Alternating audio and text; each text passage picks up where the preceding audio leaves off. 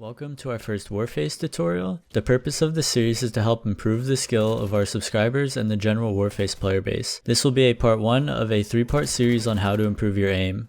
As this is the first video, we will be covering perhaps the most fundamental part of aiming in FPS games, mouse sensitivity. The most important thing to note, contrary to popular belief, is there is no best sensitivity. Many people ask good players what sensitivity they use only to mimic it in hopes of attaining the same accuracy or aim style as that player.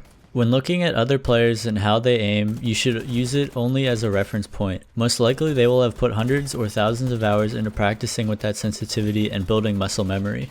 It is pivotal to understand that muscle memory can be built with any sensitivity. Technically, any sensitivity can be the best for you. If this is true, why does a large part of the FPS community believe lower sensitivity is better? It depends on what their definition of better is. Both sides have their own advantages and disadvantages. Let's delve into some of these arguments and compare the facts. One thing we can say with some degree of certainty is that lower sensitivity is more consistent. There is a higher degree of leeway and greater forgiveness for missing a shot with lower sensitivity.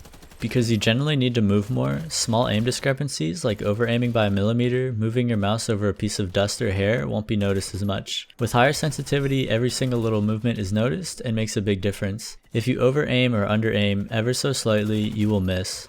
A common complaint by players trying to lower their sensitivity is that it feels too slow. Yes, at first it will feel too slow, but as you play and practice you build speed and it will become normal for you. Generally, both sides of the aim spectrum share an equal outcome, which means, generally speaking, you can do the same things with high sensitivity as you can with low sensitivity. Of course, for example, things like turning 360 degrees or 180 to turn and shoot at someone behind you will be much easier with higher sensitivity. Something to think about though, is it likely you're to turn and kill someone who is already shooting at you in the first place? You will probably already be dead, so perhaps it is not such an important factor after all. It is worth considering that in any FPS game there will always be great aimers on high sensitivities and great aimers on low sensitivities. I personally started playing Warface at 45 sensitivity. It felt comfortable and I was pretty good with it. However, after a few months I noticed I wasn't getting any more accurate with it, so I started lowering it slowly. Every time I would lower it, my aim would feel more and more smooth and I would feel better and better. Eventually, after months of playing and improving, I settled on 20 sensitivity. I never felt more accurate, even though at first it felt way too slow for me. I waited a few days and just focused on lining my crosshair up with my targets and shooting. Eventually, it became just as fast as my old sensitivity. My aim became very good and I was very happy, but I wanted to make it even better. I thought by lowering it further I could only increase my precision, and so after a couple months of the same sensitivity I lowered it more. This was detrimental for me for one reason. Previous to this change, I aimed almost exclusively with my wrist. When I lowered it to 15, it became too slow for me to physically aim solely with my wrist, so I was forced to use my arm. I continued to play with it even though it was incredibly difficult and took me a whole month to become comfortable and start improving.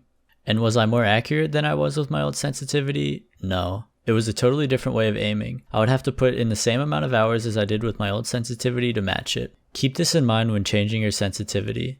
There are many ways to tell if a sensitivity change is necessary for you. Take a look at your aim right now.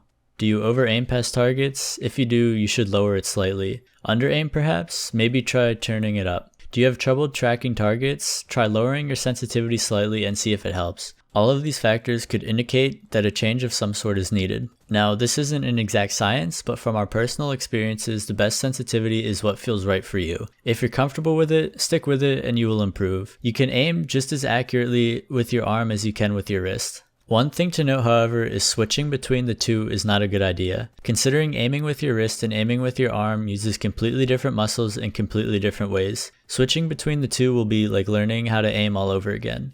You will have no muscle memory and therefore it will be relying purely on hand-eye coordination. Building and improving aim in FPS games is one of the most time-consuming and perhaps tedious tasks one can burden themselves with, but most would agree that the hard work is worth it in the end.